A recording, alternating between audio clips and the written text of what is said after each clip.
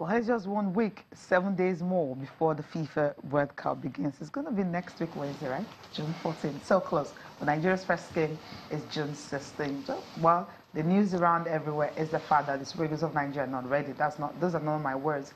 Those are according to Coach Gennett. Well, it's 7 days to go. And of course, we have George Essien in the studio that will be talking to us concerning this segment. And of course, what Gennett Raw he feels, why he keeps saying that the Super Eagles of Nigeria are not ready. Good morning, George. Morning, Tayo. Morning. Studio again. Morning, guys.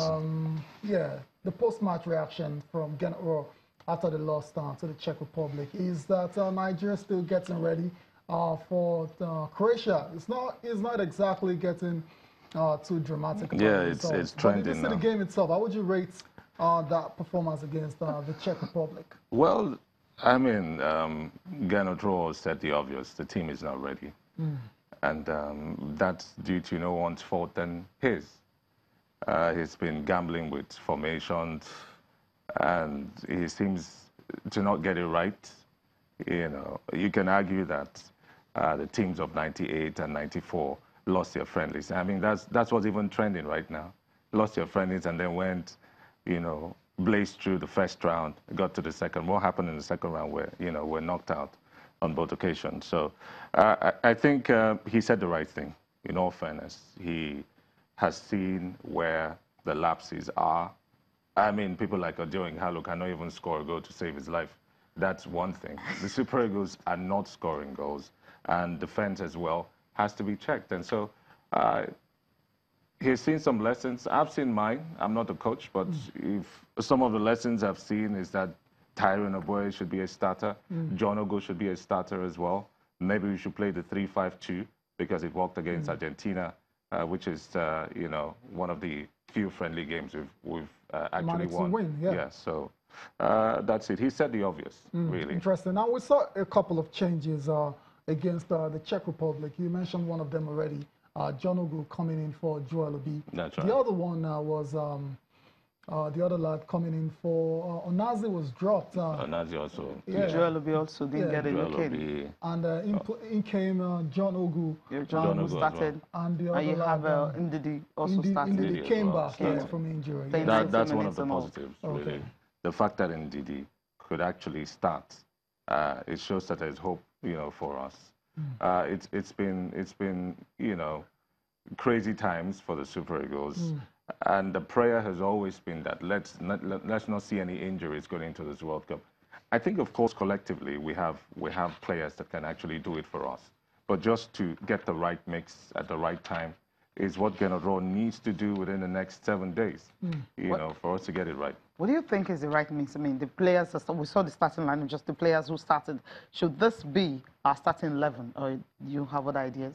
In Croatia, against Croatia? Well, of course, John Ogu, that was not in the starting line. I mentioned John Ogu. Yeah, you did already. Yeah. So obviously those two should come into the starting lineup. Joel Obi has to sit on the bench. You know, for obvious reasons. We've seen what he did against England. And of course, you know, Mikel doesn't have to be the, you know, the only number 10. Well, he's the number 10, but he shouldn't be the most influential figure in the midfield. He needs a lot of support, and the likes of Joel Obi were not even giving him that. John Ogu now is being converted to a more defensive role, which is okay. If he joins, of course, the Oyibo War back there, have Brian Odo and Tyrone Oboye on the wings, and of course have you know, Wilfred Ndidi. Ogene Karatebo is key because his feet, and he knows how to run as well. He knows how to shoot. He's a runner, yeah. He should be there as well. And maybe we should start playing, you know, twin strikers, which is twin strikers. Instead of one, you can have you actually have a Simon and also Odio Ighalo up front there. So Simon or that's a change in formation. That's right. And then Iwobi is just behind them, you know, with the 5. So I think we need twin strikers. You know, they might just help to do the job. But hey, I'm not the coach. Because from the beginning, I mean, the worry was actually, you know, the goalkeeping situation. That's the one everyone was talking about. Maybe because we're actually qualified so easily. Some excellent saves yesterday. But right now, it seems we have a whole lot of headache things to worry about. I'm talking about the Yeah, forward we're not guys even now. we're not worried about the goalkeeping at all, anymore. not all the Even though it's defense. still But a right worry, now, though. it's like, it's the forward line, because if your strikers are not scoring, I mean, it will only take a while for your defenders to actually, budge, crumble, and the goals start rolling That's in. right. We're not scoring, and then Iwobi is coming up as the the main man in the team. That's expected, though. He's shown that he plays a lot more for the Super Eagles than for Arsenal, and he can score goals. So yes, and he knows how to track back as well. So Iwobi is going to be key for the Super Eagles, no doubt. Very crucial. Before we go, move on now, just quickly, I mean, based on the record in the warm-up games now, they've lost 3 out of 5, 1 draw, 1 win. That was against Poland. Your expectations, have they dampened the beta? Or are they still as high as before all these games started? I mean, they were brought down to earth after that win. I think that was the Poland game, right? Okay. And then, we had Serbia, we had DR Congo, we had England. And like I said, we have the players who can do it. Gernot Rohr needs to find how to have that, perfect mix. And then for someone like Simi, someone said, hey, Simi should, I don't think, I mean, the Croatians have probably watched us. The Argentines have watched us. Yes. That is something they know how to do, because they know that the World Cup is it's a big project. So I don't think that the Croatians will be allowing Nigeria flowing those long balls for Simi to catch, so to head it. So I think that Simi should also drop on the bench.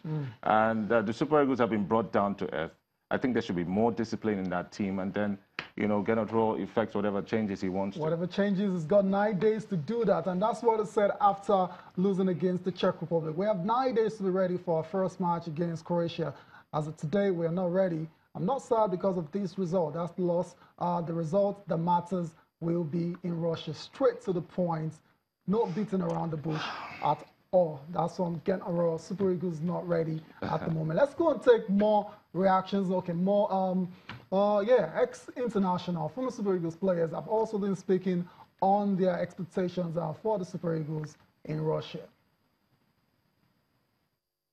To me, I feel it's a very strong attack that we have.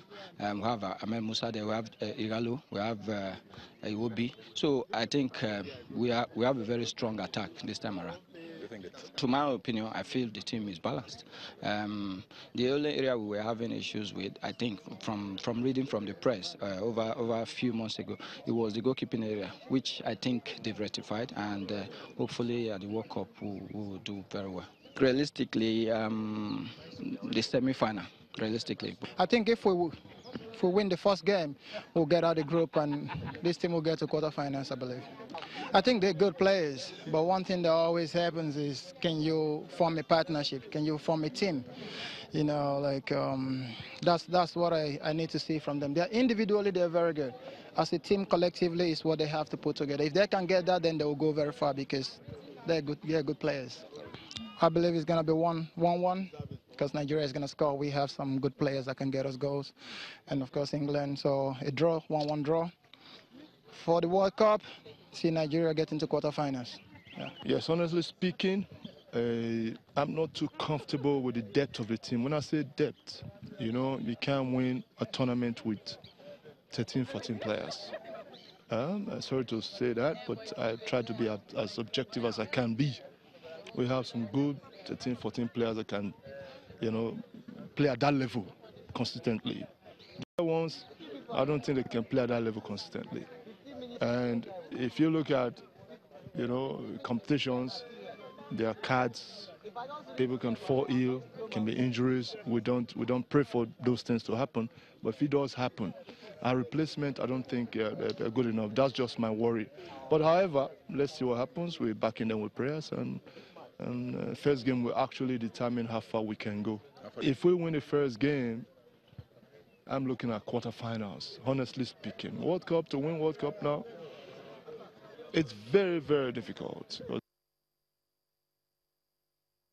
Right there, former Super Eagles players, Julius Sahau, we heard from him. We also heard from Joseph Yobo, former captain, as well as Augustine Eguavoen. Mixed expectations from all of them. Harawa says it's going to be a semi-finals. Eguavoen saying perhaps the quarterfinals. Joseph Yobo was actually speaking before Nigeria took on England in that international friendly. Predicted a 1-1 scoreline, ended up being a loss. I wonder if these guys will have a change of heart now after the games they've lost. He used realistically. I think he should have said hopefully. Hopefully. I think the only realistic point of view was Seguavon, Right. who said a quarterfinals, because we've been to the the second round. What's next is Just the a step quarterfinals. further. So realistically, the semifinals it's not realistic, because I know that football is not played on paper, but I know that the Argentines and Croatians are definitely going to give us a very. Things do happen. You never can tell. Sometimes luck will just be on our We need to side take it and all. one step at a time. Remember what happened to us in '98 as well. Okay. We're thinking about Brazil. Okay. But Denmark came and knocked us out. Right. Right. Yeah, so never get too carried away. Don't look That's too right. far. Before we leave the Super Eagles, a couple of messages from Twitter. And as expected, Nigerians are not smiling. We have this one from Law Alpha. You're saying the team will struggle because it is filled with tired legs. I don't think you've been following. That's one of the youngest squads going to the World Cup. Something else, I also have some from Chelsea. I'm very sure that's not your real name. I don't think it means anything. The Super Eagles will do well at the World Cup. So all those losses in the friendlies, it's not really a drama for Mr. Chelsea. It means something. Huh? But for him, it doesn't really matter. It means nothing. Let's move on quickly. Because the real Eagles will definitely play against Croatia. We know what that means, right? So this is a fake Eagle. Yeah, No, what I mean the real, the bring it, it's just friendly. Nobody want to get injured. It's just a friendly game. Come on, guys. So perhaps they're taking it easy, right? That's it. Take it Really? easy, and when your first game, you know that yes, You just turn it the up. team But will in ready. all like Turn it up. fairness, That's the way it the is. game Let's be against very- England was good, though. Yeah. I It mean, was but good. they're No, still suffering from no, that second first half was yeah, good. that's first half First half syndrome wasn't a or game. whatever. First half wasn't they a need game. to take the game from the first 45. Yeah, Okay. that's become a pattern, see. unfortunately. Yeah. Okay, in the next 9 days, we'll see what's going to happen in that one. Okay, away from the Super Eagles now, let's talk about other stuff happening Okay. at the World Cup. FIFA President Gianni Infantino has been talking about hooligans. I mean, those guys who wants to come to Russia and, come in trouble, they should just stay away. They don't have a place there at all. Let's get to hear from him now. The Russian authorities are very much aware about the security situation in such a big event. They are working very hard to prepare it. They are working very hard in cooperation with police forces and police authorities of all governments. So every fan that is coming to Russia will be welcomed in a safe environment to celebrate. If anyone is thinking to come to Russia to create trouble, well then he better stay home. Stay at home. That's the message. So no trouble in Russia because security is very tight.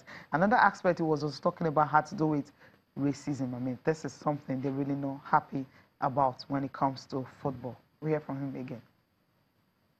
We'll have clear procedures in place to fight discrimination, including a 3-step process by the referees who can stop, suspend, or even abandon a match in case of discrimination. We'll have a monitoring system, including then immediate disciplinary sanctions if something would happen. We obviously wish that this doesn't happen, and everyone is warned that if it happens, this will have serious consequences. All right, welcome back. All right, that's coming from Gianni Infantino. Two things he talked about, hooliganism and, of course, racism. Those two things don't want it in football. The fact that you can actually stop a match, I mean, that's like unprecedented. We never had that happen.